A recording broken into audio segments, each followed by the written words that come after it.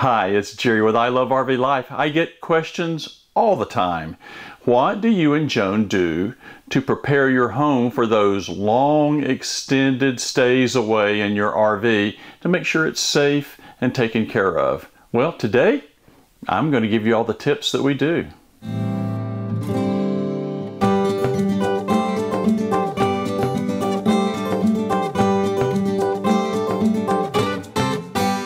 We've been working on getting that fit and finish just right for our travels, and one of the key things that we needed to do was get rid of that terrible mattress.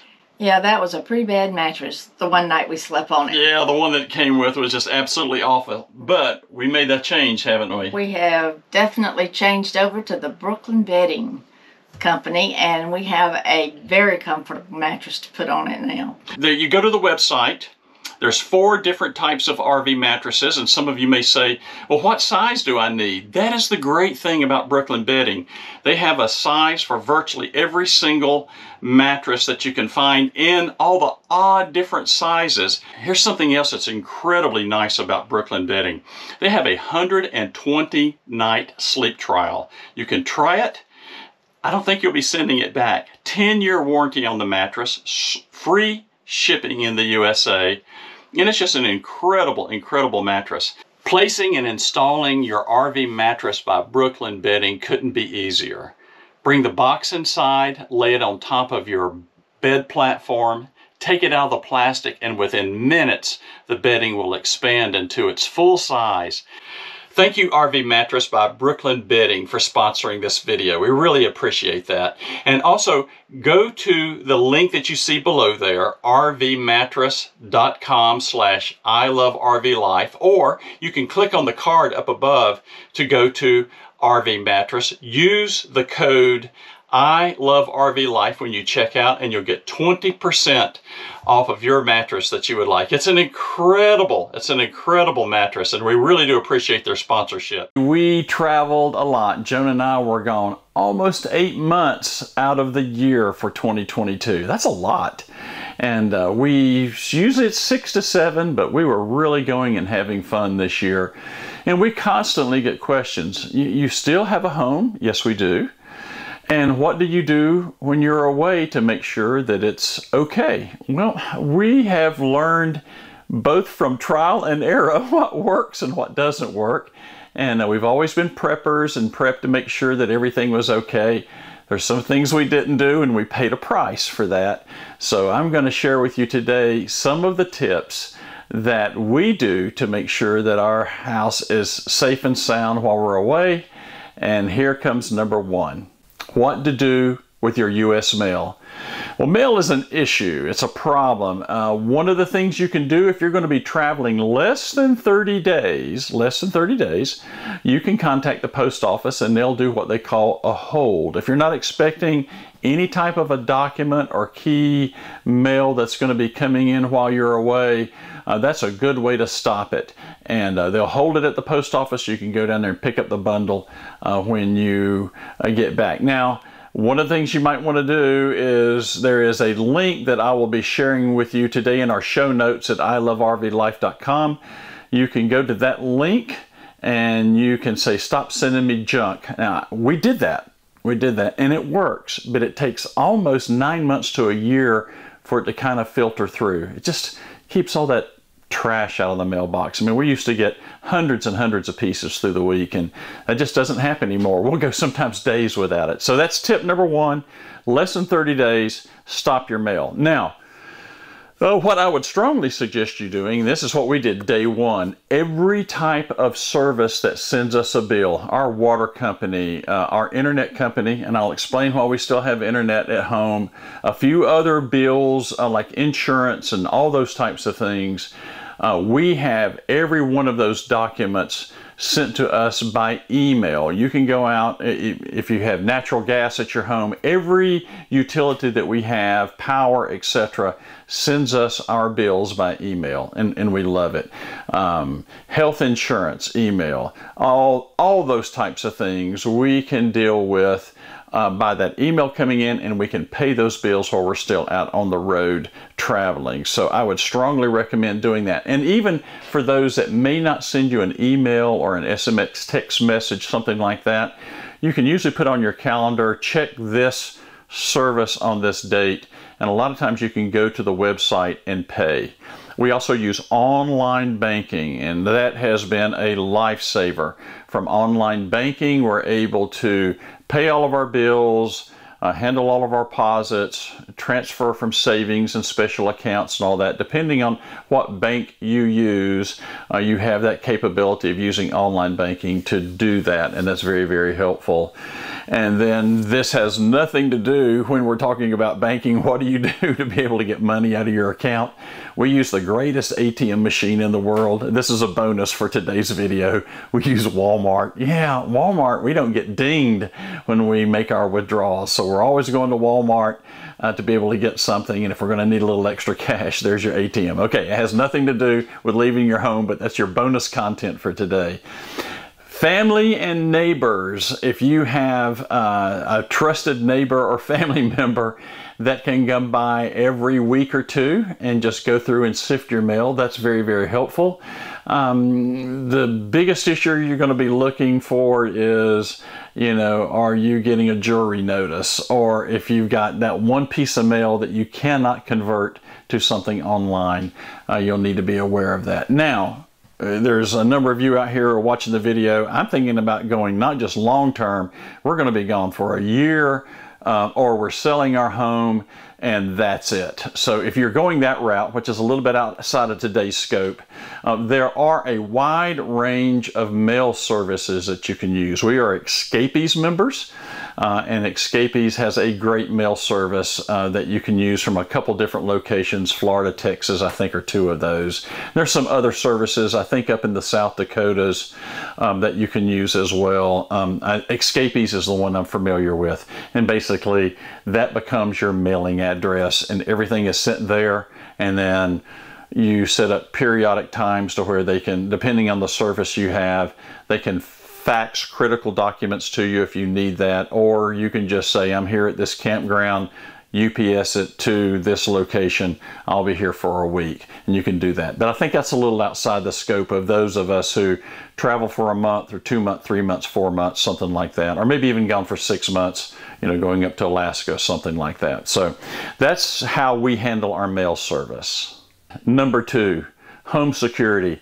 I think home security is probably one of the most important things that we should be doing if we're going to be traveling for any extended periods of times. Even if you're going to be gone for a week, especially if you're going to be gone for months, you need to take some specific steps to protect your home.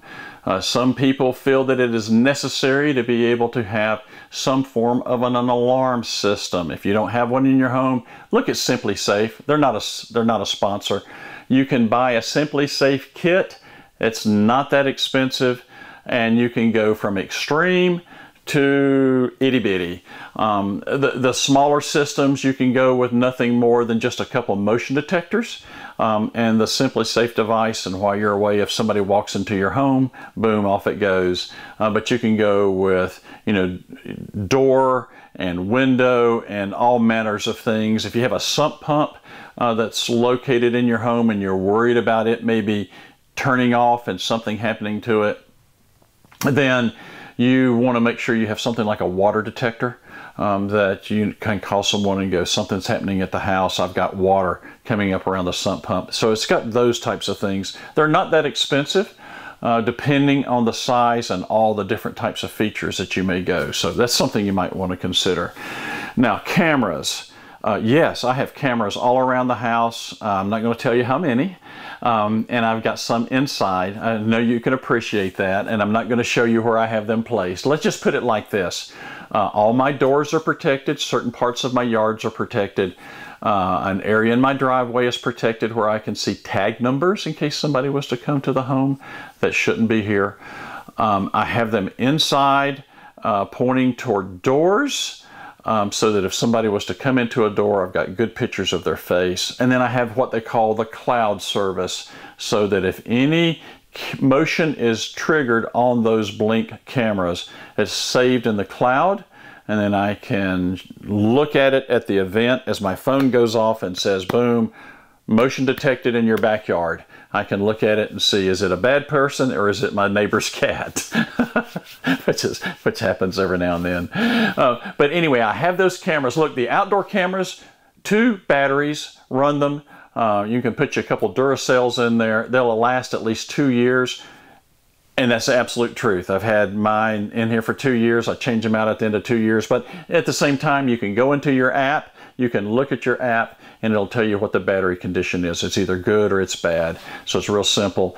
You can set it up for motion detect or not. What we do is as we're pulling out of the driveway, I stop when we reach the mailbox, and I pull up my Blink app and I say arm. And once I do that, boom, we're armed and we're ready to go. Those Blink cameras are fantastic. I've bought so many different brands since we started traveling years ago. And you had 5 different apps running and 5 different cameras doing 5 different things. It was a mess. And some of them weren't reliable. I can say this about Blink. Blink is reliable, and I'll put a link of some packages that you might want to consider. I love them. I've got family members that have now installed them. I went and helped a friend install some around his home here recently. They're so easy to set up, and everybody that turns them looks at it and go, that's it? That's all that it takes? And you can run a schedule when you're at home. When you get back home, you can have them, have it arm at night and come back on the next morning. It's absolutely fantastic. So consider those Blink cameras if you're going to be traveling for any period of time, and make sure that you can monitor your home. And if somebody that's unscrupulous is coming there, you can see them, call the police while they're there in the house. And worst case, you'll have video of everything that they've done while they were in your home. Hope it never happens, but that's just something that I think is very, very important. We definitely have them around our house. Home automation. Home automation is another one of those things. It's a big word, but it doesn't have to be difficult. We use a product called Kasa, K-A-S-A. It's owned by a company called TP-Link. They've been in the business for a long time. We've gone through a number of devices. These work. We like them. They sell a little plug that you can plug into your wall. This is making the assumption you haven't turned your Wi-Fi off. You got to have Wi-Fi and internet access to the outside world for this to work for you. It's a small little plug, about that big, not very thick. You plug a couple of those into the wall. You plug lights into them, and you can do a couple things. You can go into the Casa app and set schedules to where they cut on and off at different times. If you decide to go that route, have you seen the movie Home Alone? You don't want it coming on at 9 o'clock at night, Monday through Sunday, turning off at 11 o'clock. No, don't do that. Don't do that. If you're going to go that route and set up schedules, different times, different days. It'll take you a few minutes to set it up, but once it's set up, you're done. Different times, different days, so that there's some randomness to this light turning on, this light turning off. If you got a radio that you can turn the switch on and it will come off and on when you plug it in, some radios will do that. You might want to do that in the bedroom, where you can turn it on in the morning like you're taking a shower. Have that radio come on while you're doing your thing. Those types of things, just to make it look like you're at home. I've got a little better tip to be able to share with you as we continue to go into that. But those are great. You can also buy the light switches. So this is going to require you to take your light switch out and put a new light switch in. They both have 1-ways for those that just has one light switch, and then 3-ways as well. I have those on my outside lights so that I can turn the spotlights on outside from time to time. And I think that's important as well. We want it to look like we're at home, but we've taken that to another level. And we have those Amazon Echoes in our house. You can buy the little small hockey puck ones, the little Gen 2s, were, if they still have any in stock at this January 2023 time frame, they were like 14, 15 bucks that you could buy those off of Amazon. They were just clearing them out during Christmas. And even if you have to go with the small round ones, you can get those in the $39 to $49, depending on what you want. And then they've got fancier and bigger if you want to go up from there. We have several in a couple different rooms, and here's why. When we leave the house, we tell, she's going to go off, Alexa, I've got one in the camper. We tell her that we are leaving the house. And as soon as she hears that, this is built into the system, she will say, I will guard your home while you're away. And that's important. A couple things are going to happen. If you got smoke detectors in your house, if they go off, she will hear that and she will send to your Alexa app that the smoke alarm has gone off. If you got a couple in a couple different rooms, if she hears glass break, she will notify you that glass has broken inside your home.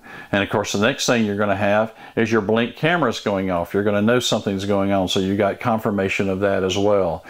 And it works. It absolutely works. I took a sound effect of glass breaking, went into a bedroom, told her that we were gone, hit that thing and played it, boom, off it went. And she notified me, hey, I've detected glass breaking on this device, the one that we said we had in this specific room. So it does work. Works very, very well.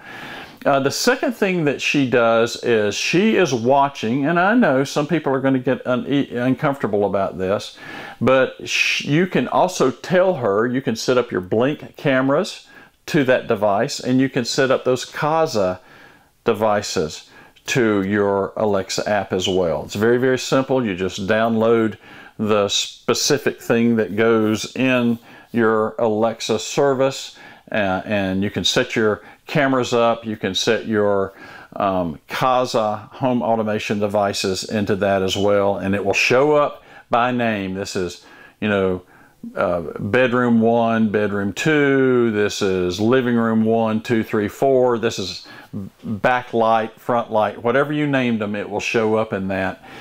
And as you go through and turn those devices off and on, so let's say we go into our great room, I'll say great room on.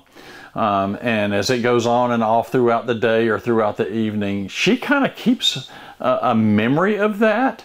And when you tell her that you're away and she's going to guard your home, she will simulate what your typical pattern is while you are at home. It's incredible. You don't have to do anything. You don't have to set any schedules whatsoever.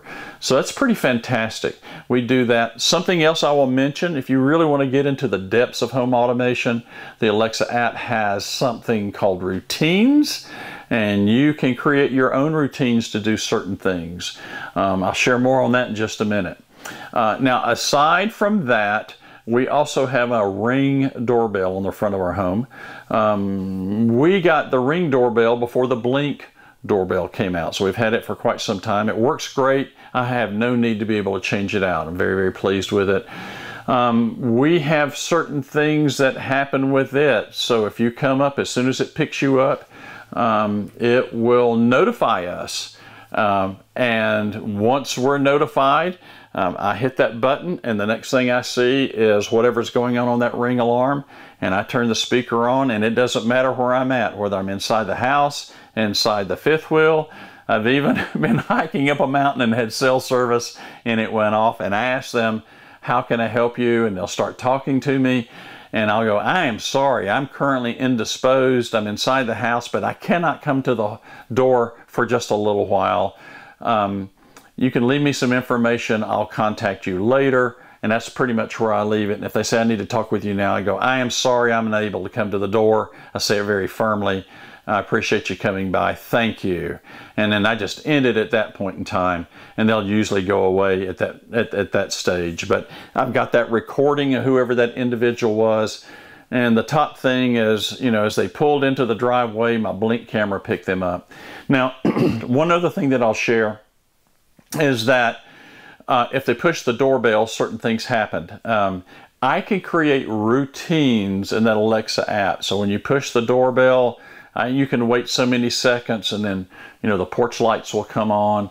And I won't go into all the details again to give my formula for security, but you can turn certain things off and on to make it look like you're at home, and then you can ask them what's going on. A lot of power in that Alexa app, and being able to use it with your Echoes and various other things that can go on. It's really, really powerful. The only reason I'm smiling is that my kids get so tickled when they come, and if I leave stuff on or forget to turn it off, the stuff that happens when somebody comes to the front door. It's hilarious. But anyway, it's a powerful tool, and you can use it to make it look like, really make it look like your home, especially when you can talk to people on top of that. So consider Blink cameras, consider some form of home automation, and you can get those inexpensive Echoes, the dots, I think they call them, or you can go with the more elaborate. We're not talking about hundreds and hundreds of dollars here. It's a very expensive thing to be able to secure your home from that standpoint. But I don't want to leave home automation off just at that. We also have a Nest thermostat. Well, that has been a game changer for us too. That Nest thermostat saves us a lot of money when we travel.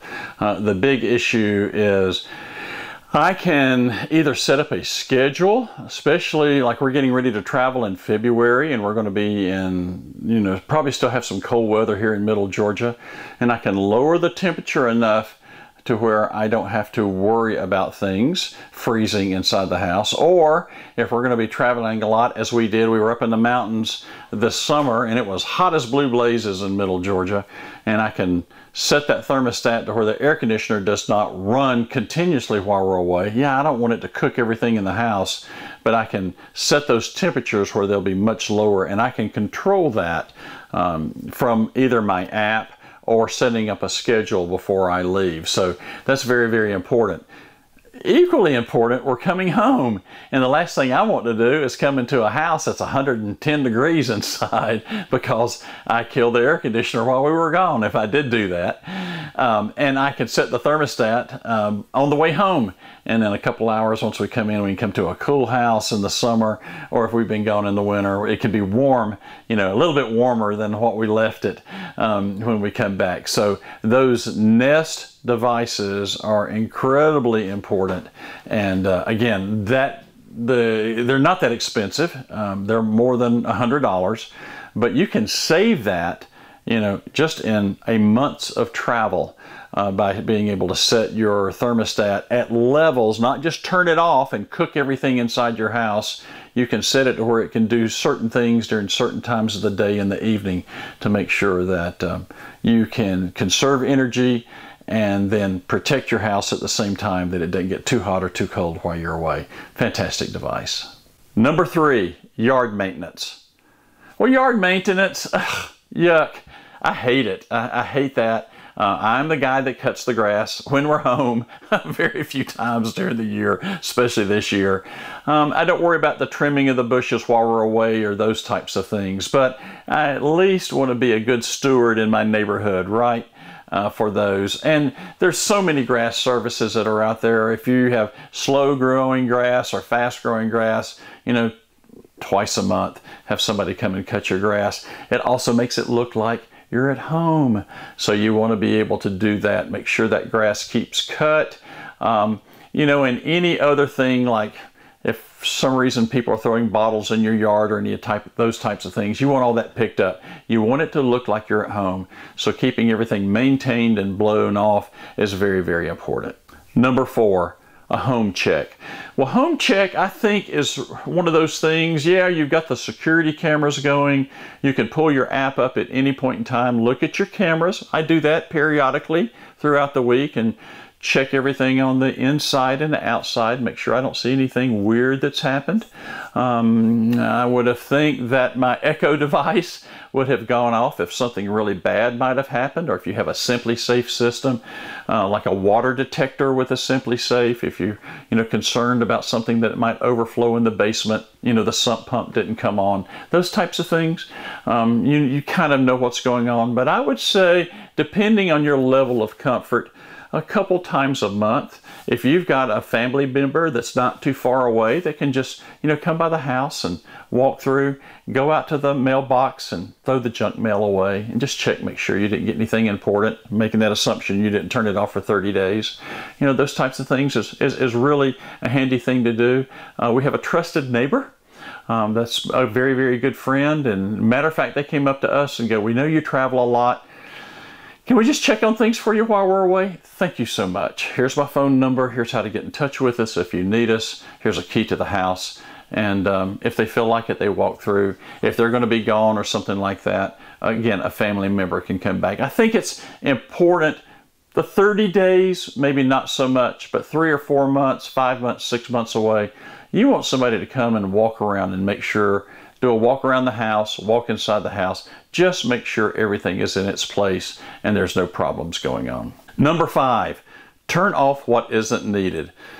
Oh boy, this is a biggie for us. When we first started traveling, the thought of turning off the water to the house never entered my mind. I don't know why. I just didn't think it was a big deal. Nothing would happen. All right, here's what happened. About 2-ish years ago, I think it was, we had been gone for about a month and came home on July the 3rd for a 4th of July family event. We were going to have this big event, and I was going to be doing all this grilling, and we were going to have friends and family. We were going to have a crew over. It was going to be a big deal, big celebration. And I walked out on the back porch that morning and was getting the grill going, and I was listening, and I heard water running through a creek. Now, here's the issue. There's no creek around here. I couldn't figure out what that was. I'm talking about a lot of water was flowing.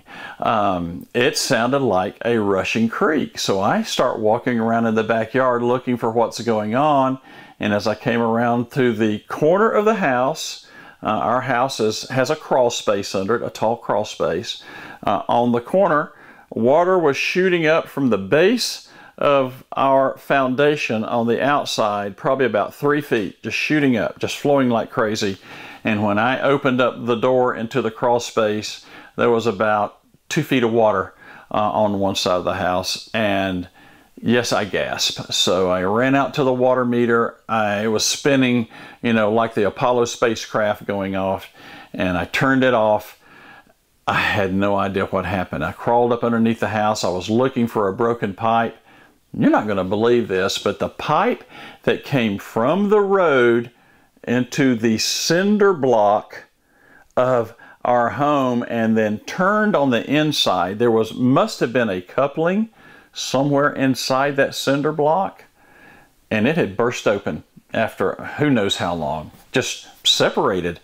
And it filled up the cinder block all the way down one side of the house with water, all the way down the other side of the house, was flowing up at the top of the foundation, and it had been running, I think, for a couple days. My water bill was something like $1,800 for that. Fortunately, there is an emergency clause with our water provider that if you provide the repairs, which cost $1,000 to have the yard dug up and new piping replaced, have that done, I could at least not have to pay the $1,800 and the $1,000 repair. And they averaged my bill for the rest of the months when we didn't have water issues, and that was the safety factor. Yes, I turned the water off. Can you imagine if that would have happened the first day of travel and we're gone for 3 or 4 months? Now, what would have probably happened? The water meter reader would have come by, saw the meter running out of control, and they would have turned the water off, and when we came home we would have had no water. But if it had run for 30 days, it would have been catastrophic. It would have done absolutely it would probably destroyed our home. I'm sure it would have destroyed the foundation, and no telling what else would have occurred. So turn that water off. Usually you've got a valve coming into the house. If nothing else, turn it off at the meter and save yourself a lot of problems. All right, so that's a long story, but very, very important on what can potentially happen to destroy your home. Turn off your ice makers. Those are easy to do. Sometimes it's just flipping up the little wire thing. Ours, we have the computer control turn off ice maker. We have found that when you come home, all it is a block of ice. We've got one that does the grinding, and we didn't turn it off one time, and it was another costly mistake. All the ice became a big block. We went to make the ice maker work, and it broke all the plastic parts in there. So just turn those ice makers off, dump them out, and it won't take you too long to make some ice when you come home. Do something about your water heater. I would say if you've got electric water heater, just flip the breaker. You don't need hot water while you're gone, so why run up the electric bill? And if you've got a gas water heater, just set it down on its lowest setting, and it won't run very much while you're gone away, and that will save you power, unwanted bills while you're there. If you got a well pump, We talked about turning the water off if you're on city or county water. Just kill the breaker on your well pump. You're not going to be home, and you don't want to, again, have some type of water break, and then you come home and you've got thousands of dollars of repairs to replace that very expensive well pump while you're out traveling about. So turn off what isn't needed. Next, secure expensive and important items. Wow, this is really important. You have a number of, it could be anything from small heirlooms that are very, very important. I have my grandfather's pocket knife, the only one that he ever owned. I cherish it. It is one of my most valued treasures. Something so simple, but it's so old and so dear to me. If that was, it's not expensive, but to me it's priceless. So, you know, things like that, jewelry, firearms, any of those types of things that you have, those physical items that you can put up. Firearms might be a little bit more of a challenge, but if you do not have a safe or something like a gun safe in your home, you probably should anyway, just my opinion, put those things in a safe. And especially if you have firearms, you need to have a gun safe. Make sure you put those in there, and then you can put those other valuable items in there as well. If you do not have firearms, you don't own those, there's an inexpensive option that you can choose, just to go to your bank and get a safety deposit box and put those jewelry items in a couple days before you travel, and any other important items that you think that are there that need to go in. Documentation, important documents, life insurance, wills, any of those types of things that are very, very important should go in that safe or that safety deposit box as well. And if any of that documentation is needed while you're traveling, take your phone out and take snapshots of it before you leave. And if you need to take it with you, like your passports and those types of things, like if you're going to go across the border, doesn't matter. Take pictures of it anyway before you come into your camper. And yes, even in here, in a secret place, I've even got a small safe. So that's important too, to be able to keep those items while you're traveling. But again, when you're at home, make sure you secure all those expensive or cherished or important pieces of paper and put them either in a safe that you have in your home, not just sitting in your floor that somebody can pick up and carry off. Make sure that it's secured, bolted to the floor, bolted to the walls, and it's going to take chainsaws and an act of Congress to be able to get that thing out of your house. Make sure you do that. Or if you've just got small items that are not as critical, make sure you take those and put them in a safety deposit box that's relatively inexpensive. Next, empty the fridge and get rid of any of those items that can spoil and smell bad. Okay, you don't want to travel and come home and open up your refrigerator and it looked like a bad high school science experiment. You know, we've done it. We forgot the cucumbers and left them in the drawer, and you know what they looked like when we came home. Or you had that little thing of leftovers in the Tupperware that you meant to put in the camper before you left. You know, those types of things. We just forgot to open up the doors before we left, and yuck when we came home. There was one even worse than that. We had a trip one time and we forgot to get the potatoes and the onions. Now, that was bad. When we came back, the house had gotten hot and gotten smelly, and oh my gosh, was it awful. It was awful. And so, you know, take those times to be able to look and make sure the drawers or the cabinet or wherever you have those root vegetables, make sure you get those. And if you're going to need them while you're camping, you know, take them with you. If you're not going to need them, give them away. Or worst case, I hate to throw away food, just toss them out, because when you come home, the house is going to smell absolutely awful. And then also, before you leave that morning or evening or whenever you're heading out, make sure you go around and get all your garbage, especially that kitchen garbage. Same thing, you're going to come home and it is going to be rude. So just make sure you get that taken care of.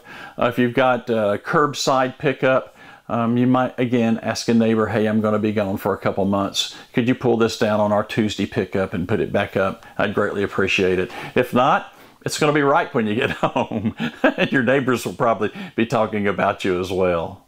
Next item, pets. Well, I've got a simple formula for your pets. Just take them with you. Yeah, I know. I know. If you go, but my pets never traveled with us when we've gone off in an RV. If they're the size to be able to travel with you, they'll do okay. They'll do okay. I mean, if we've got kitties and we travel with our kitties, we've got one that just chills out and it's like whatever. And we got another one that every time we hit a bump, she's such a backseat driver. She tells me about it. Meow, meow, meow, meow, meow, you hit a bump. But eventually they all settle down, go to sleep, and that's the end of that business. I've got all kinds of videos out there about traveling with our kitties. If you got puppies, you know the deal. You know, every couple hours, you need a leg stretch, and so do they. You know, take them out. And I'm assuming if you have those types of pets that you can't travel with, whatever they may be, you can make some family arrangements or boarding. I don't like boarding, but if you have to board them, you know, make sure you check out somebody that they're good and reliable, and you can be happy that your animals will be happy when you get back. So that's, you know, just take your fur babies with you if you can. Last item. You're getting ready to leave the day before. Do a walk around. Just go outside, walk around your house, just look at some stuff and make sure nothing's out of place, nothing looks odd, nothing looks weird, nothing's broken that's going to be flapping in the wind while you're gone, that you can make a temporary repair before you leave or make arrangements to have it fixed while you're gone. Just, you know, it's that, what is it, ounce of prevention is worth a pound of cure. Just do that the day before. Day before, get up early just in case you've got to do something and you're not out there at midnight trying to fix something that's broken. And then the day that you travel before, it's always something that's going to happen on your day of travel that you're going to be rushing at the last minute. As everybody gets to the vehicle or they're getting ready to walk out, just stop. Just stop in the middle of the house, take that big deep breath, and just walk around. Go to every room, look at everything and make sure that everything is okay. Just do that quick walk around. Open up your trash can in the kitchen, make sure, you know, that if the kids were supposed to take it out, they didn't get sideways, or worse, you got sideways and forgot to take it out. Make sure you get it out. Open up the fridge one more time. Make sure there's no gremlins in there that's going to bite you when you get back home. You know, open the cabinet doors, those types of things. Just check, check, check, double check, and just take 10 minutes and just walk around the house and just be able to look. It will surprise you of those times when you looked and went, oops, I meant to grab my iPad, forgot my iPad, and now I'd have gone down the road and I would have been sad. Or Joan's iPad, or your phone, or you made you a cup of coffee before you left and it's still sitting on the counter. You know, all those little things that just take that moment, clear the head, and look at it. You'll be surprised you forgot to do that one last thing. And then as you get ready to walk out the door, you've got that Echo device that's sitting in there. You can tell Madam A that you're leaving the house. And when you tell her that, she'll say, she tells me, Jerry, I'm going to guard your home while you're away. And I have that comfort that I've got that extra little bit of security. And oh, by the way, when you come home, you can tell her, hey, you'll call her by name and say, we're back home. And she'll say, I am not guarding the house anymore. And as a matter of fact, she sends you a text message and tells you that as well. Well, I hope these tips are helpful. There are those that we've developed because we messed up and didn't do them, and we do them now. And then there's those common sense things that we've done since day one just to make sure that the home is protected and everything is okay, and that we can watch it while we're away, and that if we have a trusted individual, they can come by from time to time, cut the grass, just check on it and make sure that everything's okay. It's just not that difficult to be able to do it, and it doesn't have to be expensive, but it is incredibly important. And I do this for one reason. I do it because I want to help you, and of course, because I love RV life.